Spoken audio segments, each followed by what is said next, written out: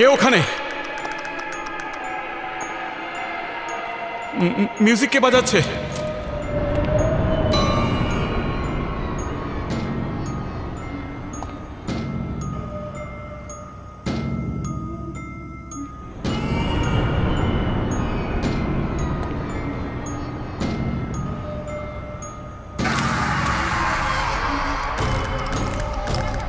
কে ওখানে?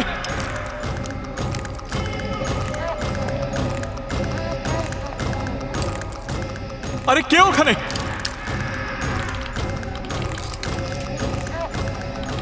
কে?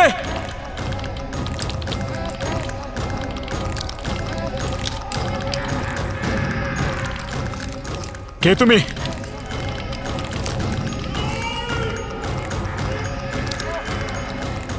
কে তুমি?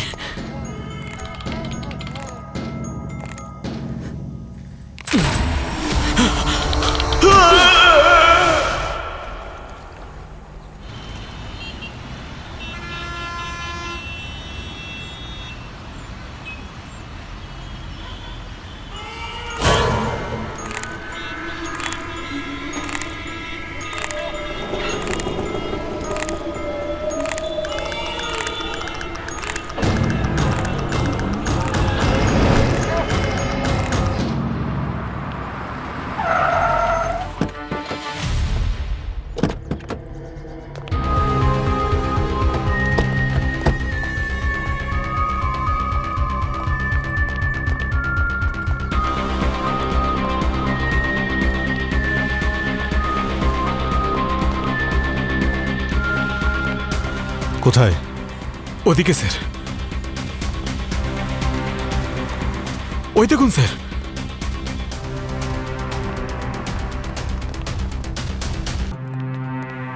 মাই গড,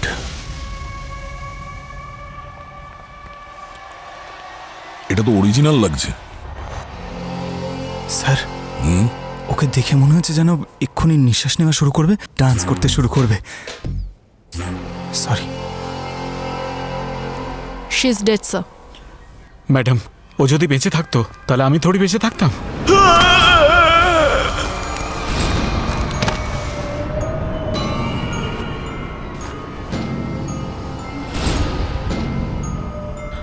বাঁচাও বাঁচাও বাঁচাও, লাশ লাশ। ওই সময় বেঁচে ছিল? হতে পারে। কিন্তু স্যার ওকে কিভাবে মারা হয়েছে? ওর শরীরে কোনো আঘাত বা ক্ষতর চিহ্ন তো দেখছি না। যে এটা করেছে অনেক ডিটেলে কাজটা করেছে। পুরো শরীর পেইন্ট দিয়ে ঢেকে রাখা, যদি কোথাও লেগেও থাকে সেটা দেখতে পাওয়া সম্ভব না। বডিটাকে এই যে কাঠের পিলারটা এর সঙ্গে বেঁধেছে যাতে ওর বডিটা সোজা থাকে, আর এই দড়িগুলো যা দিয়ে হাত আর পাটা বাঁধা আছে সেটাকে এই মেকানিজমের সঙ্গে অ্যাটাচ করেছে। তার মানে এই মেয়েটা বেঁচে ছিল না, এই মেকানিজমের জন্য ওর বডি মুভমেন্ট হচ্ছিল, আর সিকিউরিটি গার্ড ভেবেছিল যে মেয়েটা বেঁচে আছে। আর এই হাতগুলো দেখো, জয়েন্টে এই নাট বোল্ট আর এই ক্ল্যাম্পগুলো দেখো। কিন্তু কাঠের পুতুলই কেন? কেউ একে মেরে কাঠের পুতুল বানিয়ে এভাবে ঝুলিয়ে দিয়েছে। কেউ এত কষ্ট কেন করবে?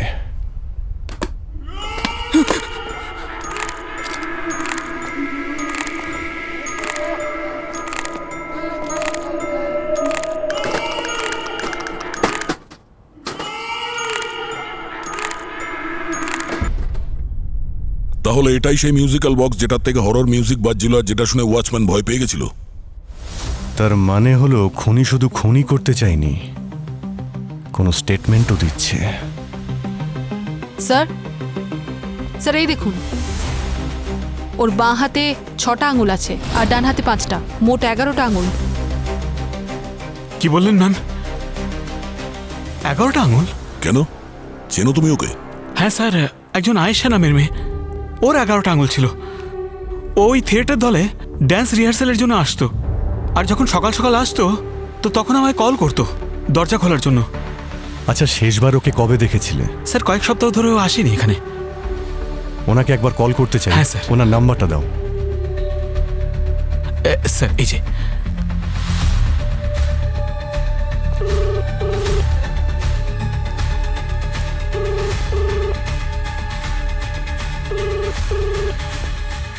রিং হচ্ছে কিন্তু ফোন তুলছে না।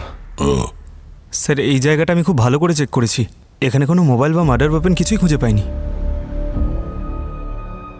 ভাই এই ফোনটাকে ট্রেস করি।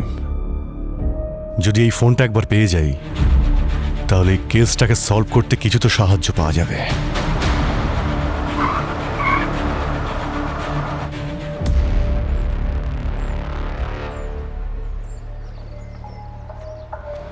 লোকেশন তো এই ক্যাফেরই দেখাচ্ছে স্যার। কল করো। রিং হচ্ছে। হ্যালো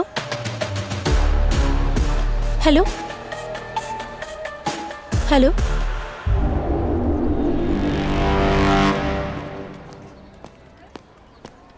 আয়েশার ফোন তোমার কাছে কেন?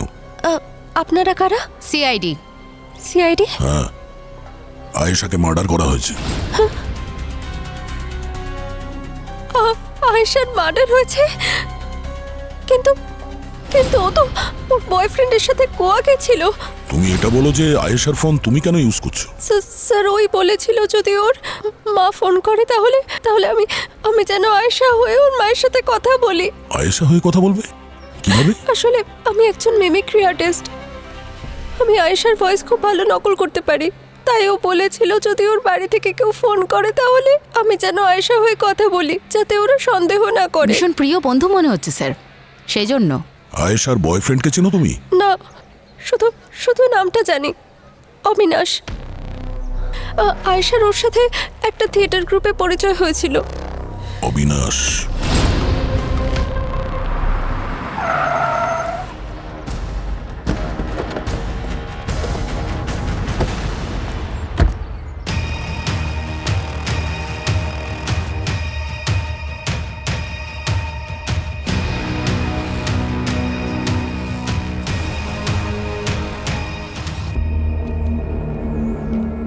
Music action.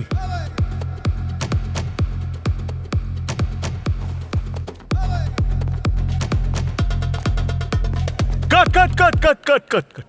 কি করছিস অবিনাশ? স্টেপ তো অন্তত রিদমে ফেল রে ভাই। অবিনাশ, 1 মিনিট।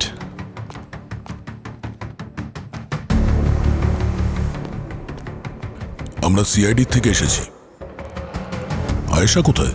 আয়েশা জানি না স্যার, অনেকদিন ওর সাথে দেখা হয়নি। কিরকম বয়ফ্রেন্ড তুমি? হ্যাঁ, তোমার গার্লফ্রেন্ড কোথায় তুমি জানো না? হ্যাঁ, দেখো আমরা তোমার আর আয়েশার ব্যাপারে সব কিছুই জানি।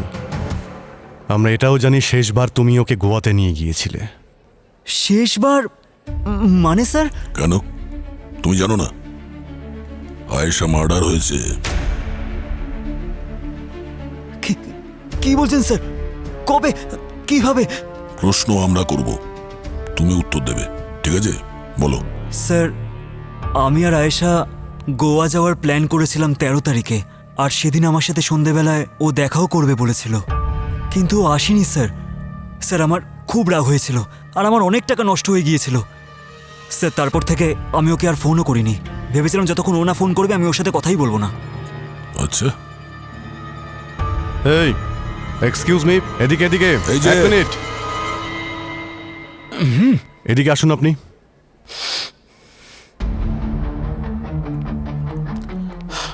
হ্যাঁ স্যার। কোথায় যাচ্ছিলেন আপনি? হ্যাঁ, কোথাও না স্যার, এই কোনো প্রবলেম আছে নাকি? সিআইডি কে দেখে একটু ভয় পেয়ে গেছিলাম স্যার। কেন, কিছু করেছেন আপনি? আচ্ছা, কে আপনি? স্যার উনি কৈলাস স্যার, এই থিয়েটারের ডাইরেক্টর। ঠিক আছে, ভবিষ্যতেও তোমাদের কাছে জিজ্ঞাসা করা হতে পারে, তাই আমাদের পারমিশন ছাড়া কেউ শহর ছেড়ে বাইরে যাবে না, ঠিক আছে? ঠিক আছে স্যার।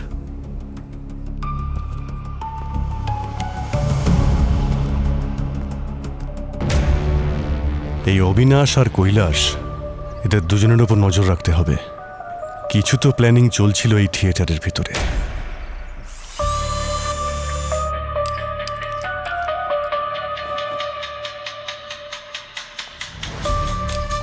হ্যাঁ শাহরুখে,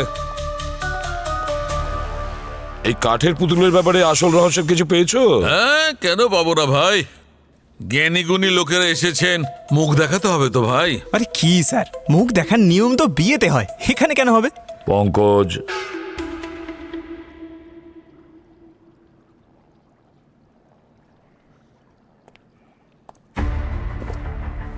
আরে স্যার, এ তো আয়েশা।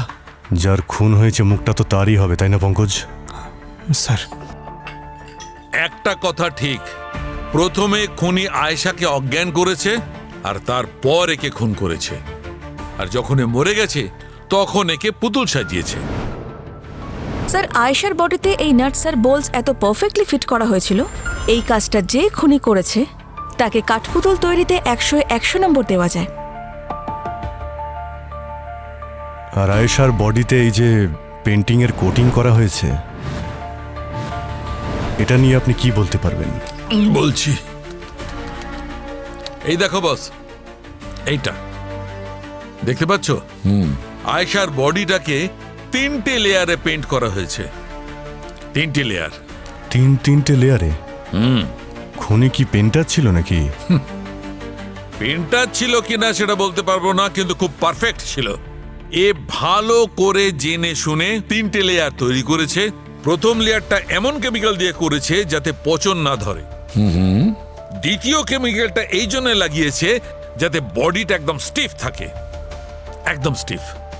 আর তৃতীয় লেয়ারটা লাগিয়েছে যাতে বডিটা একদম চকচকে থাকে, যেমন কাঠের পুতুল চকচক করে, একদম ফিনিশ। ও আর স্যার, যে ডিটেলিং এর সঙ্গে আয়েশার বডিকে কাঠপুতুল বানানো হয়েছে সেটা কোনো এক রাতের খেলা নয়। এই প্রসেসের মধ্যে দিয়ে যাওয়ার জন্য খুনি অন্তত 2 থেকে 3 দিন তো নিয়েছে। 2 থেকে 3 দিন? তার মানে খুনি এমন কোন জায়গা খুঁজে বের করেছিল যেখানে আয়েশার বডি খুব সহজেই লুকিয়ে রাখা যায়, যাতে কেউ দেখতে না পায়।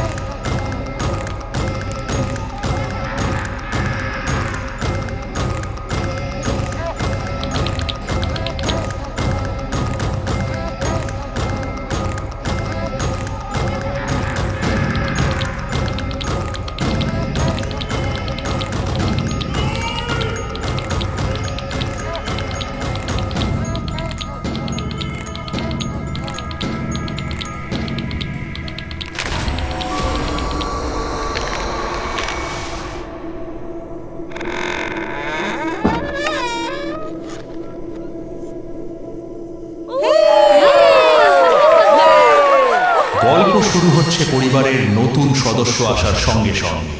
সবাই থাকতো একসঙ্গে মিলেমিশে, একে অপরের হাত ধরে।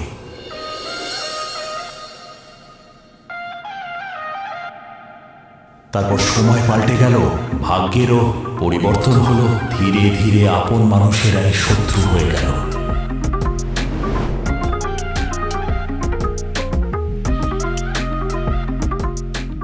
আপন হলো পর। জ্বলন্ত আগুনে সব ধ্বংস হয়ে গেল। যারা এক সময় ছিল আপনজন, তারাই হলো বিশ্বাসঘাতকতার প্রধান কারণ।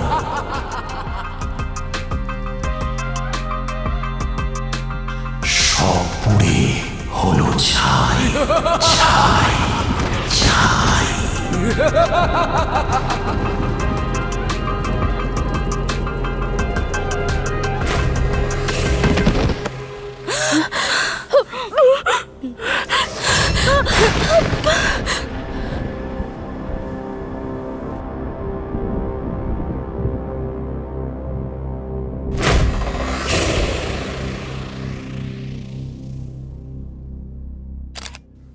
স্যার, এই খুনি কিন্তু হেব্বি চালাক, লোকে কাঠের পুতুল বানিয়ে মারছে।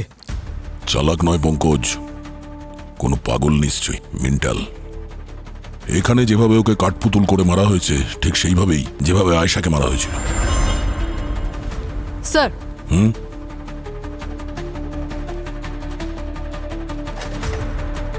বলো স্যার, ওরা বডিকে সবার প্রথমে দেখেছে। প্রথম থেকে বলো কি হয়েছিল এখানে।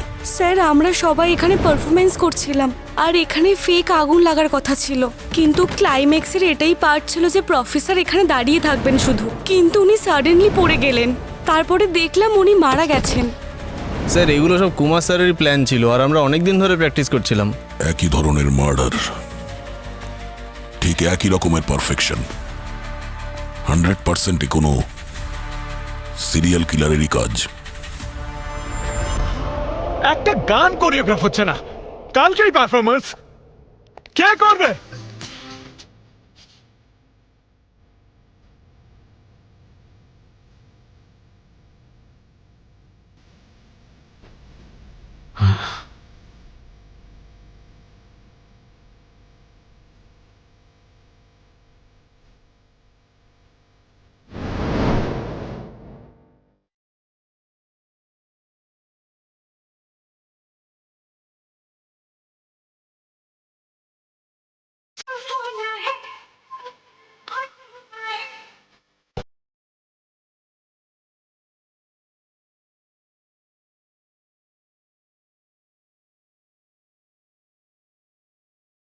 Yes.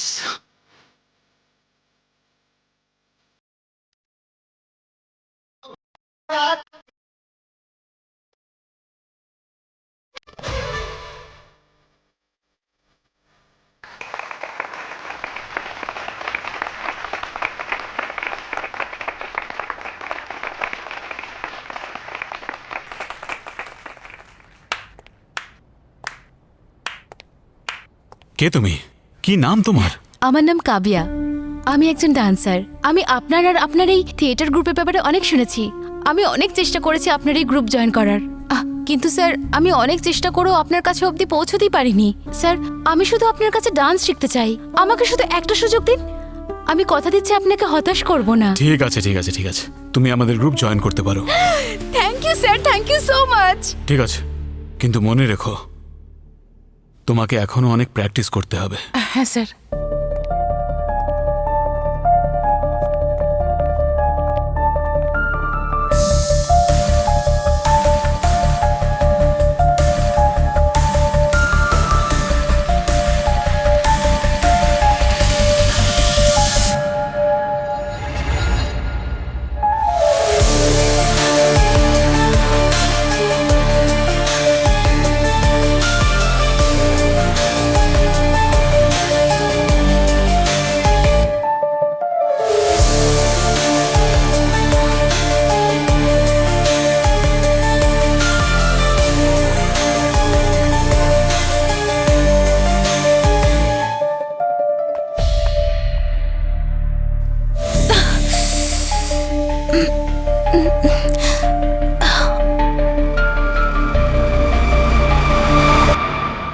পরের মাল তাড়াতাড়ি রেডি হয়ে যাবে, বর্ডারের অ্যারেঞ্জমেন্টটা তুমি করে রেখো। চল।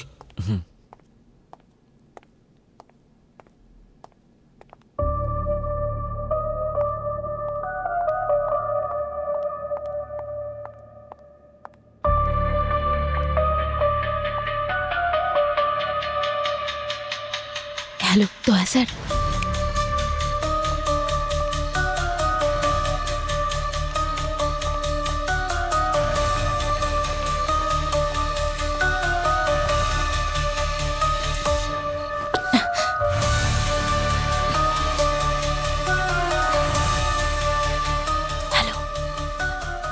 হ্যাঁ উনি কৈলাস আর অবিনাশ এক্ষুনি কৈলাসের অফিস থেকে কোথাও একটা বের হলো। অফিসের ভেতরে গিয়ে খুব ভালো করে তল্লাশি করো, হয়তো আমাদের কোনো কাজের জিনিস ওখানে পেয়ে যেতে পারো। Right sir.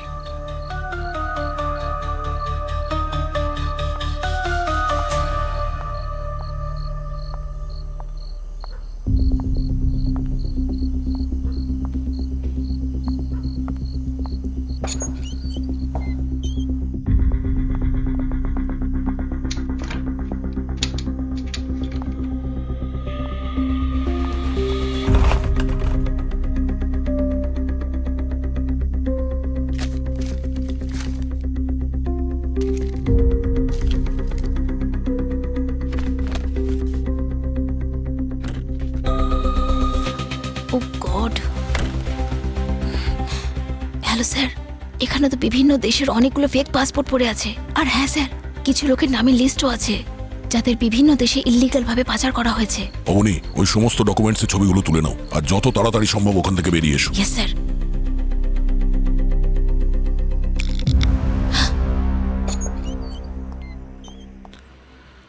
কাব্যা, কি করছো এখানে? আমার নাম কাব্যা নয়, অবনী। তাহলে নিশ্চয়ই তুমি ড্যান্সারও নও। সিআইডি।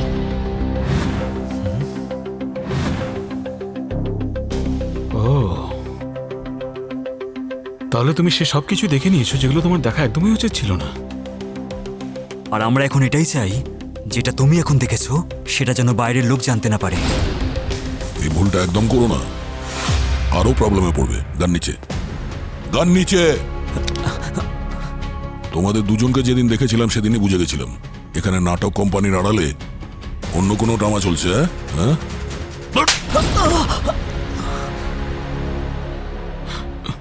স্যার, আমরা থিয়েটারের আড়ালে ট্রাফিকিং এর কাজ করি।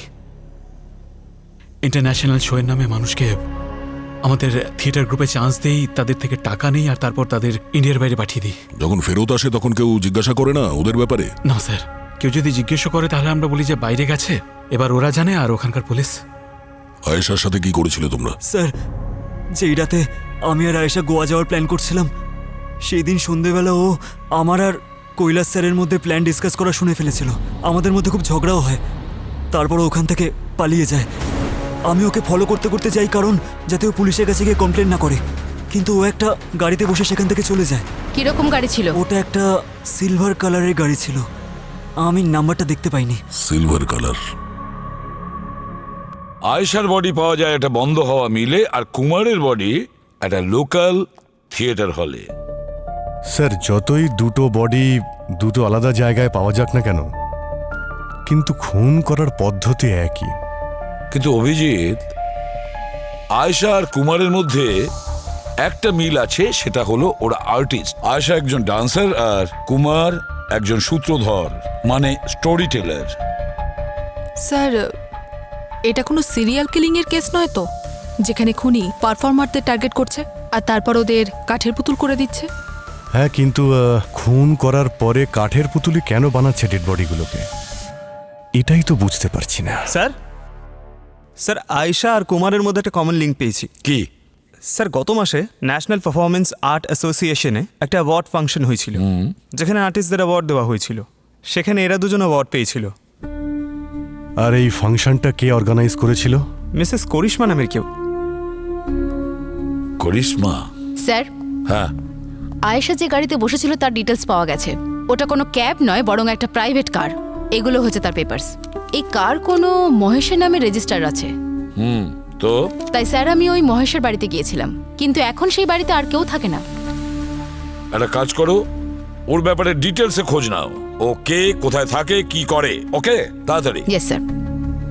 আর অভিজিৎ, খোঁজ নাও করিশ্মা এই আয়েশা আর কুমারের ব্যাপারে কি কি জানে। এই জিনিসটাকে বাঁ দিকে রাখো, হ্যাঁ, সাইড করে। Rahul, make it perfect. Welcome team CID. আমি তো আশা করছিলামই যে আজ না হলেও কাল টিম সিআইডি আমার এই জগতে ঠিক পদার্পণ করবেন। আপনার রিসেন্ট কেসটা কিন্তু বেশ শোরগোল ফেলে দিয়েছে আমাদের এই আর্টিস্টিক গ্রুপে। একজন মানুষের ফিলিংসকে কাট, তার সাথে জড়িত দড়ির সংযোগ ঘটানো, এটা নিশ্চয়ই কোনো শিল্পীই পারেন, যেমন আপনাদের সেই খুনি। অনেক কিছু জানেন মনে হচ্ছে আপনি খুনির ব্যাপারে, মিস করিশ্মা। এত ফর্মালিটিস কিসের? আমাকে শুধু করিশ্মা বলুন। আর হ্যাঁ, আমাদের সার্কেলে যখন কোনো নতুন ডেভেলপমেন্ট হয় সেটাকে জানা আমারই কাজ। সে যে কেউ হোক না কেন, ও শুধু মার্ডার করছে না, সে ক্রিয়েট করছে। যেমন সৃষ্টি করার আগে রচনা করা হয়। আপনি দেখেছেন যেভাবে ওই খুনি ওই দুজন ভিকটিমকে পজিশনে রেখেছিল?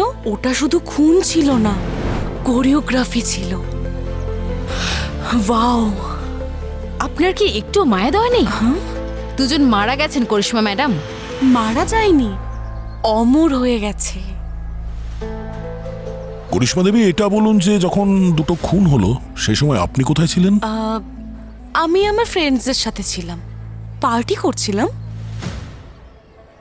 আপনাদের ওই খুনি, বা আমি বলতে পারি ওই আর্টিস্ট, কিছু ক্রিয়েট করছেন, হয়তো কোনো পারফরমেন্স। আপনি ওই পারফরমেন্সের ব্যাপারে বলুন যা ওই দুজন ভিকটিম অ্যাটেন্ড করেছিল। আচ্ছা, ওটা একটা ছোট প্রোগ্রাম ছিল যেখানে নতুন ট্যালেন্টেডদের ইনভাইট করা হয়েছিল অ্যাওয়ার্ড দেওয়ার জন্য, যাতে ওরা কাজের প্রতি উৎসাহিত হয়। Nothing special, you know. Nothing special. ওই দুজন ভিকটিম আপনার প্রোগ্রাম অ্যাটেন্ড করেছিল, দুজনেরই খুন হয়েছে, আর আপনি বলছেন নাথিং স্পেশাল। আমাদের ছোট্ট একটা কমিউনিটি, ইন্সপেক্টর, তাই আমাদের ইভেন্টে মানুষ আসতেই থাকে। আমরা ওই দিনের ইভেন্টের পুরো গেস্ট লিস্টটা চাই। স্যার, আমার অ্যাসিস্ট্যান্ট দিয়ে দেবে।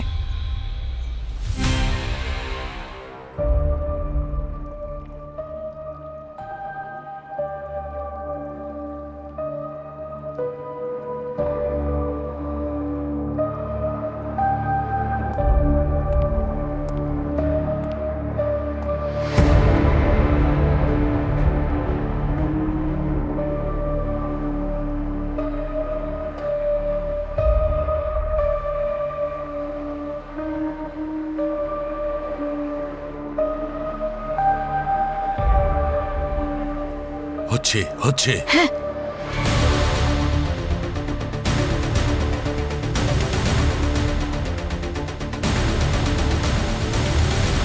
Yes!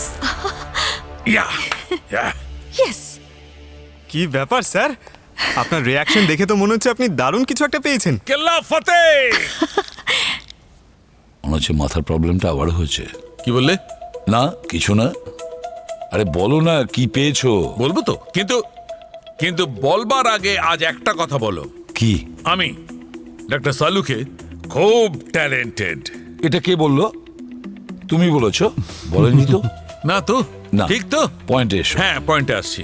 বস দেখো, যেভাবে আমি এই আয়েশার বডি থেকে কেমিক্যালগুলো সরিয়েছিলাম, ঠিক সেইভাবে আমি এই কুমারের মুখে কেমিক্যালগুলো লাগিয়েছি।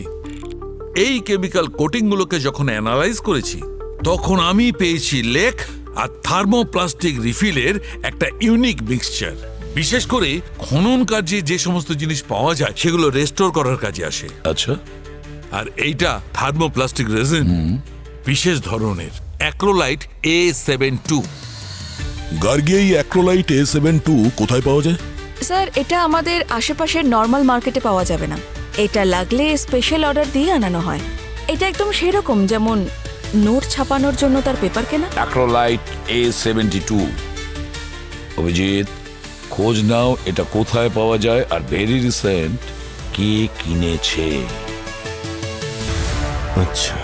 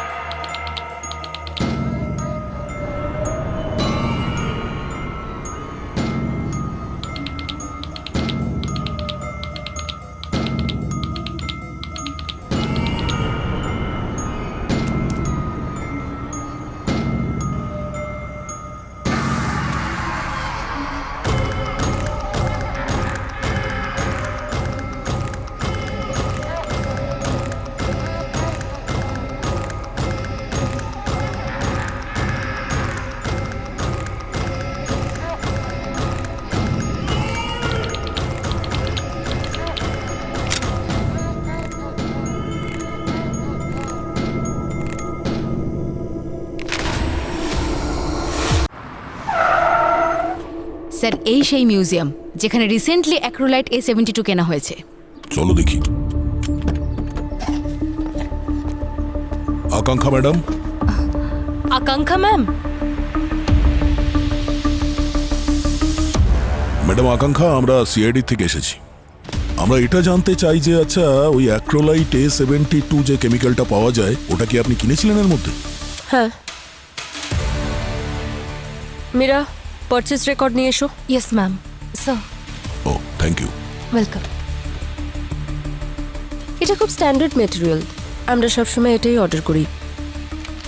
স্যার, এতে কোম্পানির সব পারচেজ রেকর্ড আছে আর আমরা সব প্রসিডিউর মেনে চলি, আর আমাদের কাছে প্রত্যেক জিনিসের রেকর্ড আছে। যতদূর আমি জানি স্যার, এই ধরনের ইম্পর্ট্যান্ট মেটেরিয়াল আর কেমিক্যাল যদি প্রপার ডকুমেন্টসের সাথে কেনা হয় তাহলে সেগুলো ইলিগাল নয়। Am I right? রাইট। আপনি শুধু এটা বলুন যে 29 jan or 1st Feb রাত্রে আপনি কোথায় ছিলেন? আমি দিল্লিতে ছিলাম, একটা সেমিনার অ্যাটেন্ড করছিলাম। আচ্ছা। মীরা, আমার ফ্লাইট টিকিটস নিয়ে এসো। Yes ma'am. স্যার। অবনি,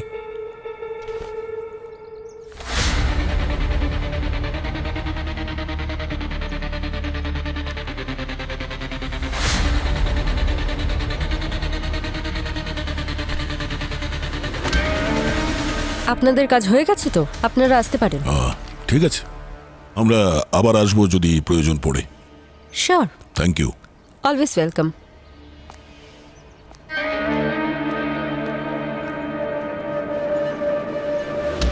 খেয়াল করলে অবনি, ওই টেবিলের ওপরে করিশ্মার ওই অ্যাওয়ার্ড ফাংশনের ছবিগুলো ছিল।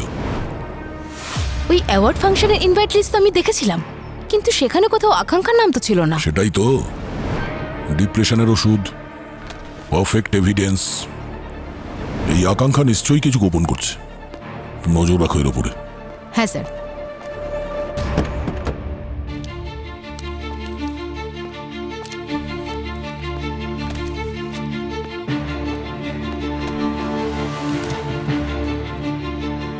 স্যার। হ্যাঁ স্যার, মহেশের খোঁজ পাওয়া গেছে, যার সিলভার কারে বসে আয়েশা পালিয়ে গিয়েছিল। স্যার, আমি মহেশ আর কাঠের পুতুলের মধ্যে একটা কানেকশন খোঁজার চেষ্টা করছিলাম, আর এই দেখুন ওর নামের একটা আর্টিকেল পাওয়া গেছে। মুম্বাইয়ের একটা কাঠের পুতুলের থিয়েটার, যা কাঠের পুতুলের খেলার জন্য বিখ্যাত ছিল, সেখানে একটা শোয়ের সময় আগুন লাগার জন্য পরিবারের সবার মৃত্যু হয়। মৃত ব্যক্তিদের মধ্যে একজন মহেশ, একজন স্টোরি টেলার, তার মেয়ে ডান্সার, আর তার স্ত্রী একজন ক্লাসিক্যাল সিঙ্গার ছিলেন। ওনাদের মেয়ে ছিল নৃত্যা, যার বয়স ছিল 8 বছর। সে ওই দুর্ঘটনার হাত থেকে বেঁচে যায়, তাকে অনাথ আশ্রমে পাঠানো হয়। Story teller. Sir, 1 minute.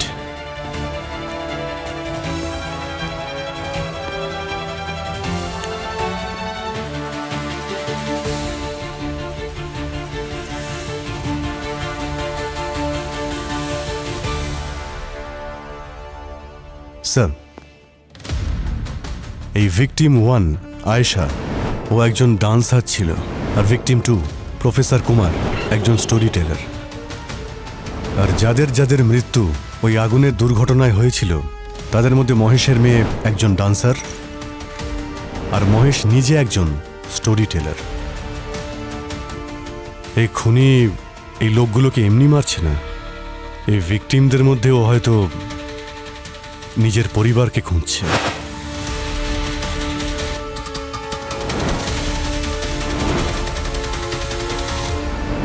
তুমি বলতে চাইছো নৃত্যা? হ্যাঁ, নৃত্যা। সেই জন্যই তো খুন করার পরে ডেড বডিগুলোকেও কাঠের পুতুল করে প্রিজার্ভ করছে। হয়তো নিজের পরিবারকে ফিরে পেতে চাইছে। অভিজিৎ, নৃত্যা তার পরিবারকে কমপ্লিট করার জন্য তৃতীয় শিকার খুঁজে বেড়াচ্ছে। একজন সিঙ্গার, একজন মহিলা, যে কিনা তার মায়ের কথা মনে করায়।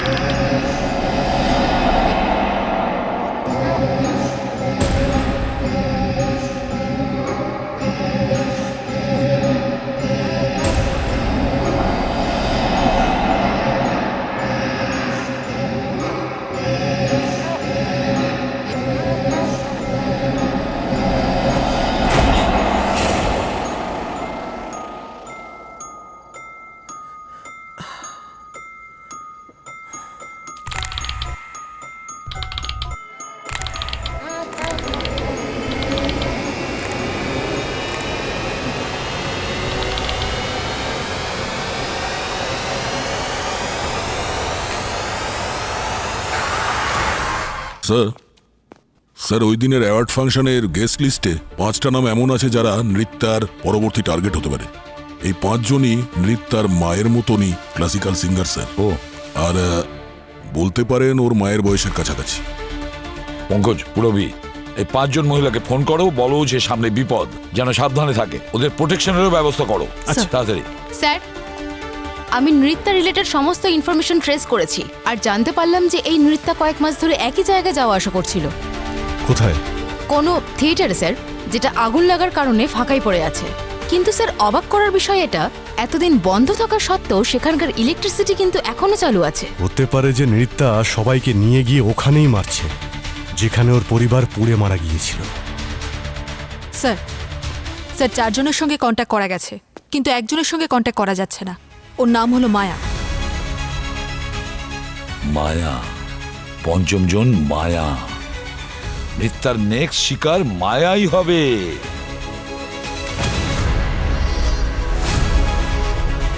পুরবি, এই মায়ার ফোনের লোকেশন ট্র্যাক করো, জানা তো যাক ওর লোকেশনটা কোথায়। আমাদের হাতে সময় কম, তাড়াতাড়ি। স্যার, মায়াকে কাঠের পুতুল তৈরি করার আগেই এই নৃত্যার কাঠের পুতুলের খেলা শেষ করতে হবে। নৃত্যার দড়ি কেটে ফেলতে হবে।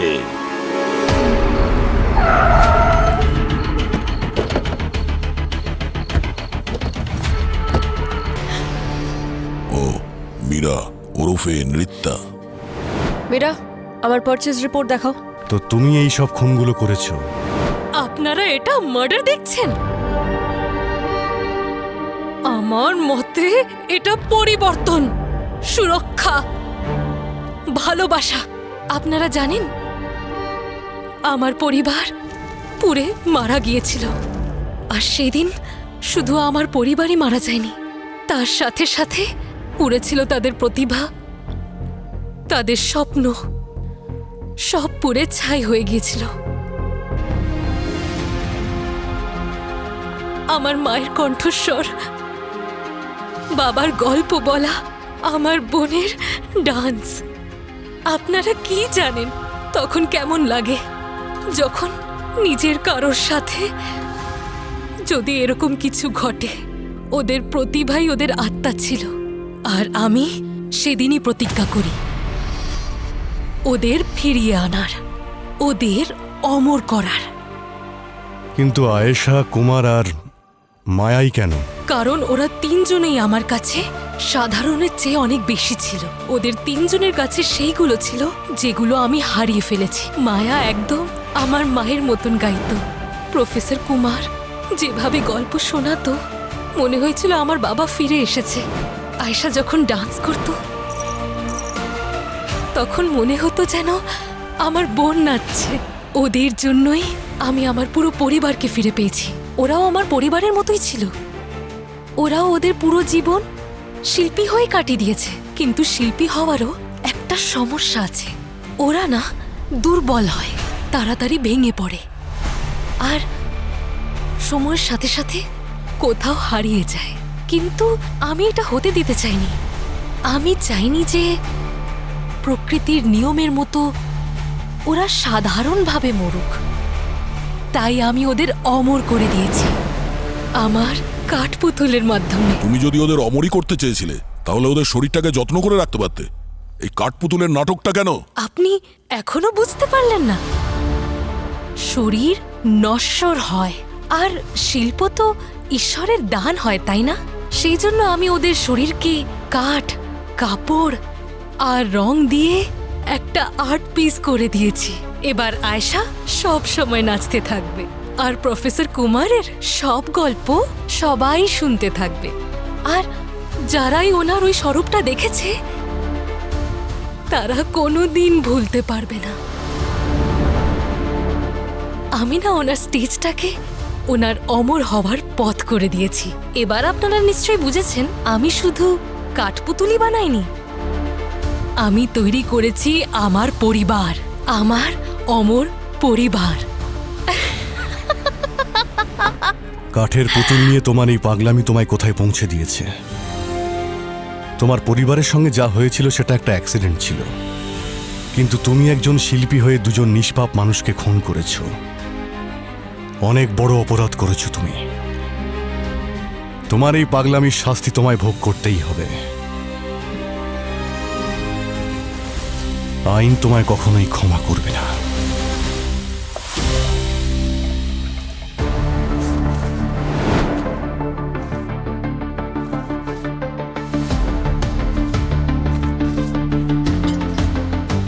বাহ, স্যার ফাইলটা। পকোড়া?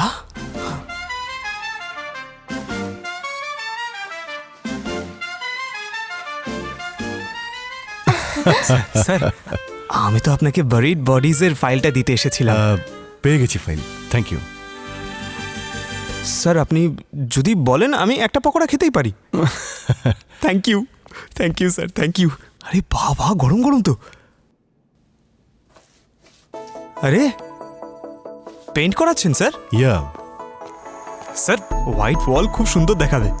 পেইন্টটা কিন্তু দারুণ স্যার, ভেরি নাইস চয়েস। আরে বল কোথা থেকে এলো? সরি স্যার, ওই আর একবার পেইন্ট করতে হবে স্যার। হয়ে গেছে। আরে